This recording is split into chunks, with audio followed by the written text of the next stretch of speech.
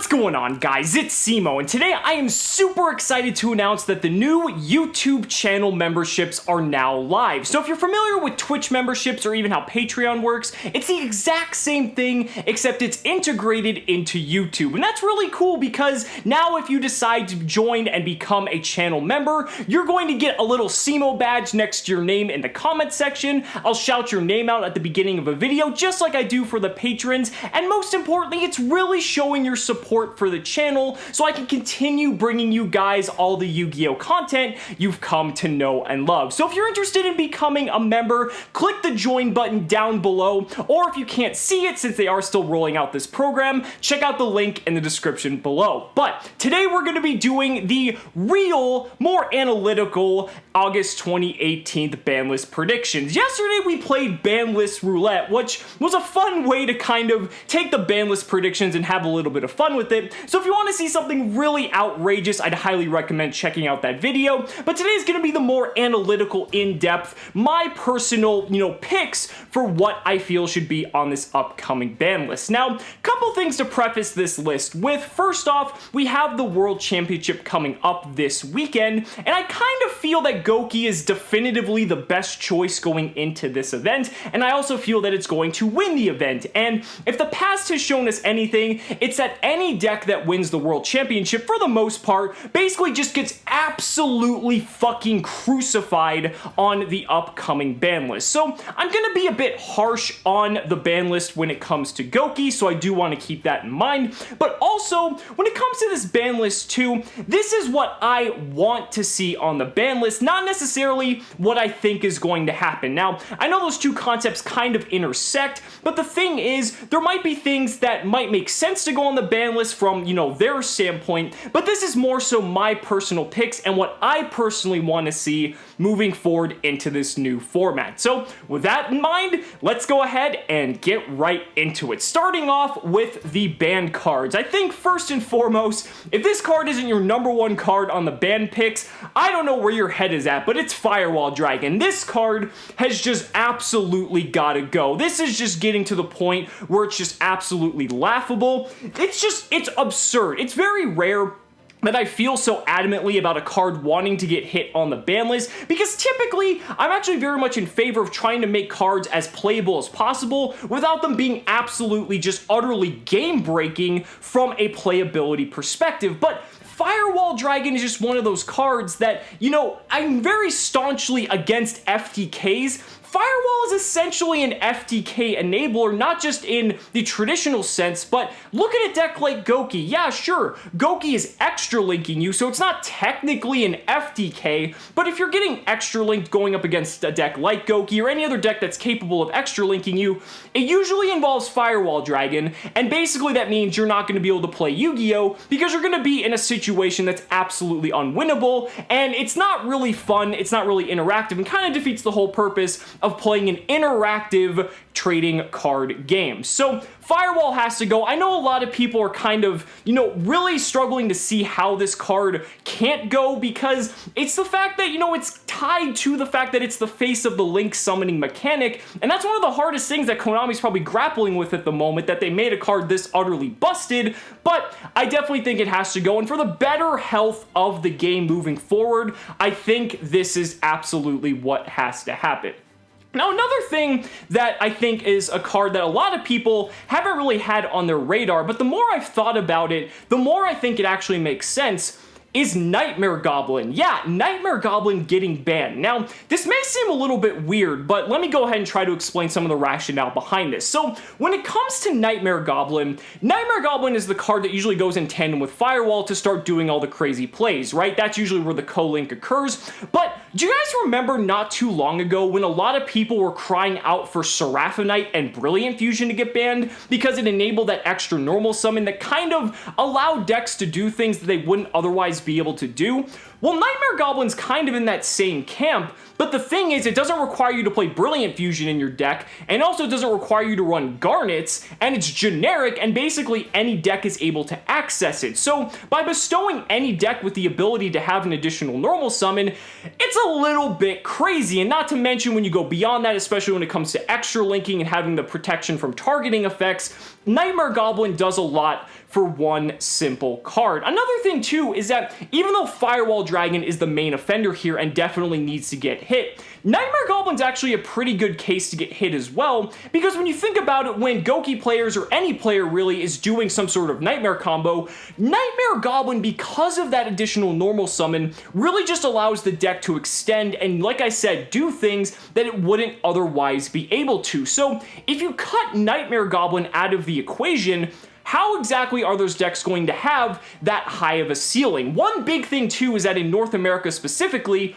we have Summon Sorceress, so even if Firewall gets banned, Goki can still make some pretty formidable boards, even without Firewall, because Summon Sorceress is one of the most broken Link monsters as well, and that's a really big deal. So again, if you take Nightmare Goblin out of that equation, it's going to bring the ceiling down of what these decks are able to do without completely neutering them altogether, and I actually think that would be a pretty fair compromise. If we're looking at the long-term health and sustainability of the game, I actually, the more and more I think about it, hitting Nightmare Goblin kind of makes sense, as much as I like what the card really does.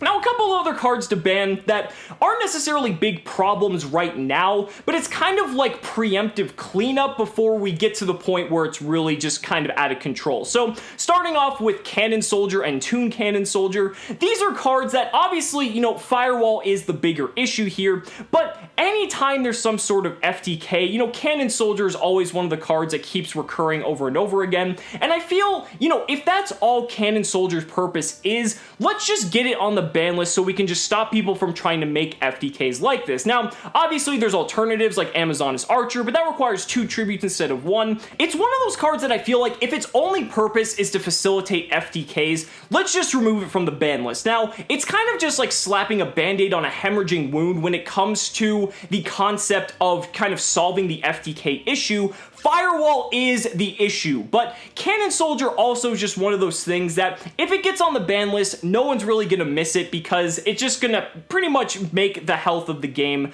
that much better.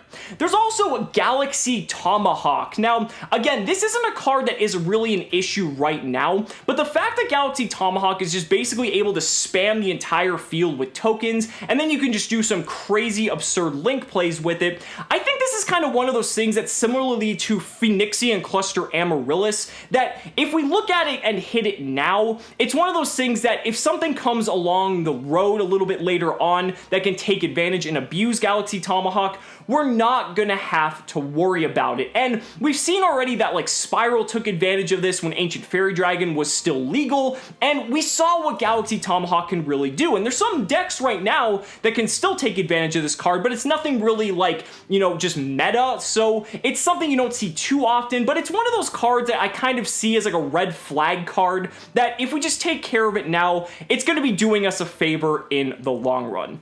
The last card I wanted to talk about on the ban section is Soul Charge. Now, Soul Charge is a card that I have personally felt should be banned for quite some time, and especially the more and more we get deeper into link summoning and just the whole link summoning mechanic in general, the fact that we have like extra linking that's becoming more and more commonplace, Soul Charge just really has to go. It's one of those cards that if someone draws it and resolves it, that's the player who's probably going to win the game. I mean, look at Goki. Goki plays Soul Charge because if you're able to stop Goki in any way, shape, or form and they have that Soul Charge, well, guess what? They don't care if they don't get the battle phase because if they're able to extra link you, you lost the game anyway. And I think because extra linking is kind of like a win condition in itself, and Soul Charge helps facilitate that, and there isn't really a strong way to combat extra linking, especially considering the game is so centralized around utilizing the extra monster zone primarily, I feel like Soul Charge is just at that point where it's kind of creates this dynamic that isn't necessarily fair,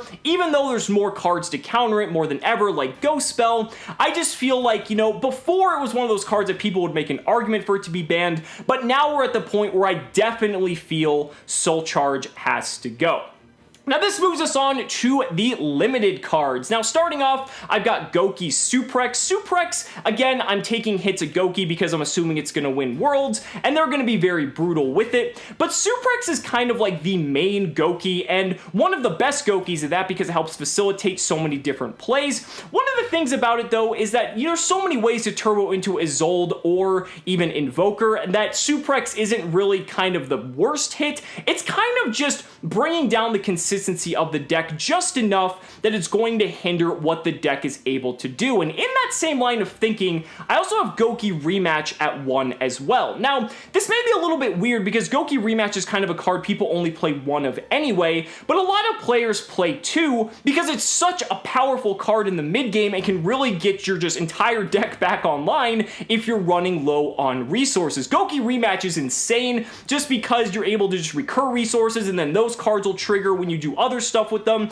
It's an extremely powerful card, but having only 1 of it available in the deck creates a very interesting dynamic because now if that 1 Goki Rematch gets negated by like a Ghost spell or really anything, it puts you in a very awkward position because as the Goki player, now you know that that 1 rematch is gone, and that can really stifle your plays, and again, kind of brings down what your deck is able to do in a given turn. I kind of correlate this to Spiral when Spiral hit Quick Fix as well as Drone, because even though those aren't like crippling hits for the deck and makes the deck unplayable, they bring down what the deck is able to do significantly while still making the deck rather playable, and I think those are 2 very fair hits that a lot of people would agree with. Now moving away from Goki, I've got Trickstar Reincarnation. This is a card that a lot of people have been saying should go to 1 for quite some time. Reincarnation is also, I believe, at 1 in Japan, and the reason I have this here is I don't necessarily think 3 Reincarnation is awful. I think it's more so in tandem with stuff like Droll and Lockbird that when you have the Droll Reincarnation combo, it's kind of a bit degenerate, and I'd like to see stuff like that removed from the game. Now, having that 1 Reincarnation definitely limits the Trickstar player's abilities to have some extenders, but by taking away the Droll Reincarnation combo's consistency, I think a lot of people would be really happy with that. And also, because Danger is a brand new archetype out of Cybernetic Horizon, Reincarnation kind of conflicts with how Danger functions, so kind of makes sense mechanically that they would want to hit a card that's going to mess with their brand new TCG exclusive archetype. On that same line of thinking though, I've got Scapegoat. Scapegoat is one of those cards that if you resolve it first, you're gonna win the game more often than not. It's just an absolutely absurdly powerful card, and I think a lot of people would really be happy with this card going to 1. One of the things that's cool about Scapegoat is that it brings a lot of decks up that wouldn't be able to necessarily compete at the competitive level by giving them access to 4 link materials and then just being able to spam monsters out of the extra deck. But at the same time, because it creates the dynamic of, oh, if I resolve Scapegoat on turn 1, I'm gonna win. Again, I don't really think that's good for the game in general, and I think a lot of people would be happy to see this card get limited.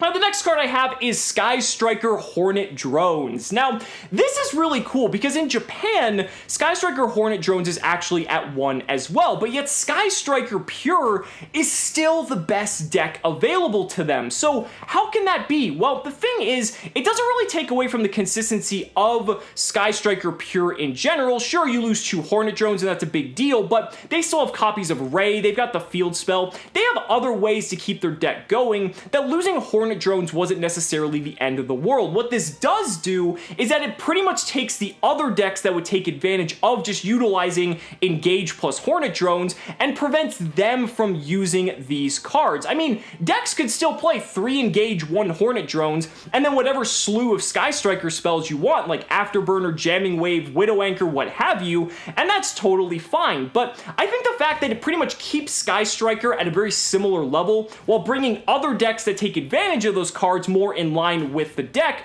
I think that's a generally positive thing, and the fact that Japan's proven that, I think just goes to show that that would be a pretty fair hit.